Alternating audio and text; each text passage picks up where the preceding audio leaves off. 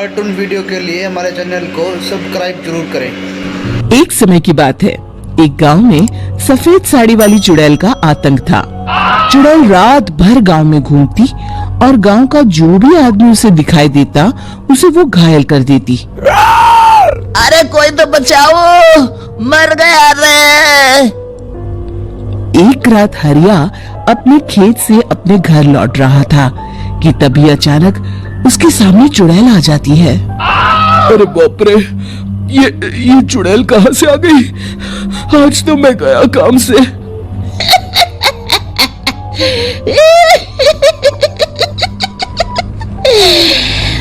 आज मुझे मेरा शिकार मिल गया। अरे चुड़ैल दीदी, मुझे छोड़ दो। जैसे ही चुड़ैल हरिया की तरफ बढ़ती है, हरिया वहाँ से भाग जाता है और अपने घर के दरवाजे पे पहुँचता है। अरे भगवान, जल्दी से दरवाजा खोलो, मेरे पीछे चुड़ैल पड़ी है। हरिया की पत्नी जल्दी से दरवाजा खोल देती है। अरे आप इतना हाफ क्यों रहे हैं? अरे मेरे पीछे चुड़ैल पड़ी है, आज तो मैं बाल बाल बच गया। जल्दी से सभी दरवाजे और सभी खिड़कियों को बंद करके बत्ती बुझा दो। तभी चुड़ैल हरिया के घर के पास पहुंच जाती है। अरे वो आदमी कहाँ गायब हो गया? मैं भी देखती हूँ आखिर कब तक बचेगा। मैं अपने शिकार को इतनी आसानी से नहीं छोड़ती। इतना कहकर चुड़ैल वहाँ से चली जाती है। वहीं दूसरी तरफ हरिया और उसकी पत्नी दोनों अपने घर की खिड़की से ये सब देख रहे होते हैं। अरे बाप रे, ये तो बड़ी डरावनी चुड़ैल थी। अगले दिन ये बात आग की तरह पूरे गांव में फैल जाती है और धीरे धीरे लोग चुड़ैल के डर के मारे शाम होते ही अपने घरों से बाहर निकलना बंद कर देते हैं। कुछ दिनों के बाद भाई, मैंने तो इस चुड़ैल के डर के मारे रात को अपने खेतों को पानी देना बंद कर दिया है। कहीं मेरी फसल सूख गई तो मैं तो कहीं का नहीं रहूंगा। साहूकार का कर्जा कैसे चुकाऊंगा? अरे भाई, पूरे गांव वालों का यही हाल है। पता नहीं ये चुड़ैल हमारे गांव में कहां से आ गई। फिर एक दिन गांव के पास वाली नदी के किनारे एक बहुत बड़े तांत्रिक के आने की बात कुछ गांव वालों को पता चलती है। वो लोग जाके ये बात गांव के मुखिया को बताते हैं। मुखिया जी, नदी के किनारे एक बहुत ही पहुंचे हुए तांत्रिक बाबा आए हैं। हमें उनसे मदद मांगनी चाहिए। मैंने सुना है वो बड़े बड़े भूतों और चुड़ैलों को अपने वश में कर लेते हैं। मुखिया जी सभी गांव वालों को लेकर उस तांत्रिक के पास पहुंच जाते हैं। ओम फट स्वाहा, ओम फट स्वाहा।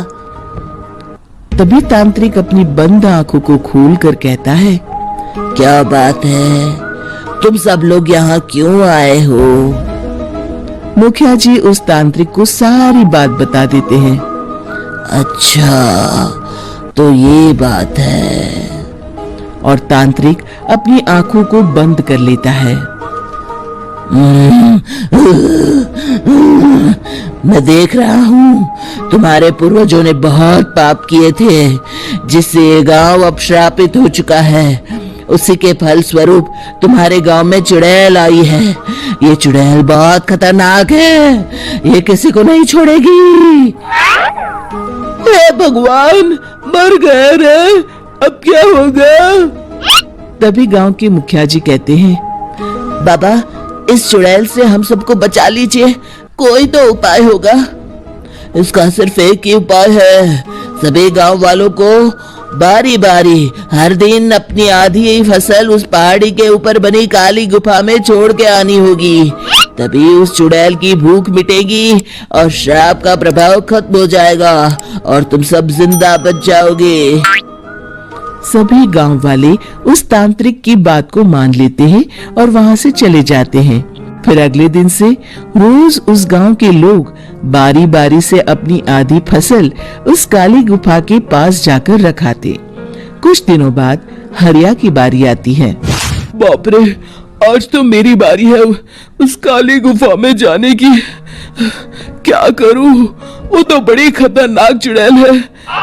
मेरे तो हाथ पैर कांप रहे हैं।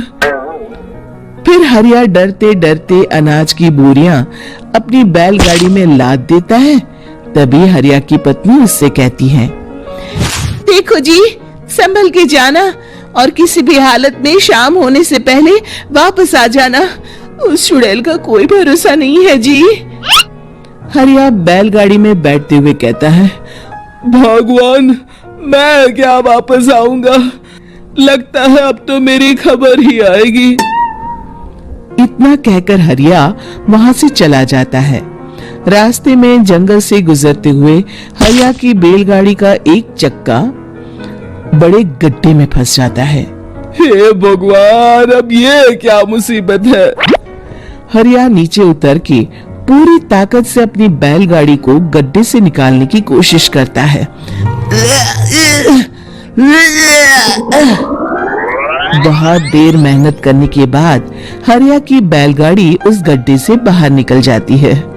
हे भगवान, अब तो शाम होने वाली है। आज तो मैं गया काम से। जैसे तैसे हरिया काली गुफा में पहुंच जाता है। अरे मर गया रे, यहाँ तो चारों तरफ डरावना माहौल है। मैंने यहाँ आने में बहुत देर कर दी, कहीं चुड़ैल नाराज ना हो जाए। हरिया अनाज की बोरियां वहां रख के जैसे ही जाने लगता है, तभी उसे किसी के आने की आवाज सुनाई देती है। हरिया एक कोने में छुपकर अंदर देखने लगता है। चुड़ैल वहां आती है और फिर अपने चेहरे से नकली चुड़ैल का मुखौटा निकाल देती है। हरिया ये देख के हक्का बक्का रह जाता है। तभी चुड़ैल कहती है, भैया यहाँ आना, आज तो बहुत अनाज आया है। इसे मिलाकर अब हमारे पास ढेर सारा अनाज जमा हो गया है। कल ही हम इसे शहर में बेच आएंगे और माला माल हो जाएंगे। तभी अंदर से नदी के किनारे वाला तांत्रिक बाहर आता है। अरे, ये तो तांत्रिक बाबा है। हाँ, अब तो हम दोनों की जिंदगी मजे में कटेगी। गांव वालों को बेवकूफ बनाना इतना भी मुश्किल नहीं था। लोग तो तुम्हें सच में असली चुड़ैल समझते हैं। हाँ, तुमने सही कहा। अब ये गांव वाले चुड़ैल के डर से जिंदगी भर इस काली गुफा में अनाज पहुंचाते रहेंगे। अच्छा, तो ये बात है। ये दोनों पूरे गांव वालों को बेवकूफ बना रहे हैं। अभी जाकर सबको बताता हूँ। हरिया उन दोनों की पूरी बातें सुन लेता है और जल्दी से वापस गांव में आता है। गांव वालों को पूरी बात बता देता है।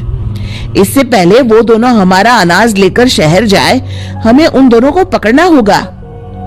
उधर दूसरी तरफ नकली तांत्रिक और नकली चुड़ैल बनी औरत एक बड़ी गाड़ी में सारा अनाज लाद के वहां से निकलने की तैयारी कर रहे होते हैं। जल्दी करो, इससे पहले हमें कोई देख ले। हमें यहाँ से निकलना होगा।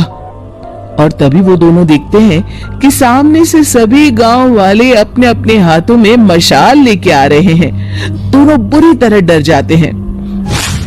रुक जाओ, तुम दोनों का भांडा फूट चुका है। अरे मर गए रे, ये गांव वाले कहां से आ गए? तुमने क्या सोचा इतनी आसानी से यहाँ से निकल जाओगे? ये अनाज हमने अपने खून पसीने से दिन रात खेतों में मेहनत करके उगाया है। दोनों मुखिया जी के पैरों में गिर जाते हैं। हमें माफ कर दीजिए, हम दोनों एक नंबर के कामचोर हैं। बिना मेहनत किए पैसे कमाना चाहते थे। हाँ हाँ, अब हम आगे से मेहनत मजदूरी करके पैसे कमाएंगे। हमें कुछ मत करना, हमें छोड़ दीजिए। इतना कह के दोनों गांव छोड़ के भाग जाते हैं और सभी गांव वाले फिर से खुशी खुशी रहने लगते हैं। शिक्षा, तभी तो कहते हैं कि किसी भी समस्या का समाधान केवल सूझबूझ से ही करना चाहिए और कभी हिम्मत नहीं हारनी चाहिए। दोस्तों, हमें उम्मीद है कि आपको हमारी ये कहानी पसंद आई होगी। कृपया हमारे चैनल को सब्सक्राइब करें और सभी अपडेट्स के लिए बेल आइकन जरूर दबाएं। और हाँ, वीडियो लाइक और शेयर करना मत भूलिएगा। Bye bye.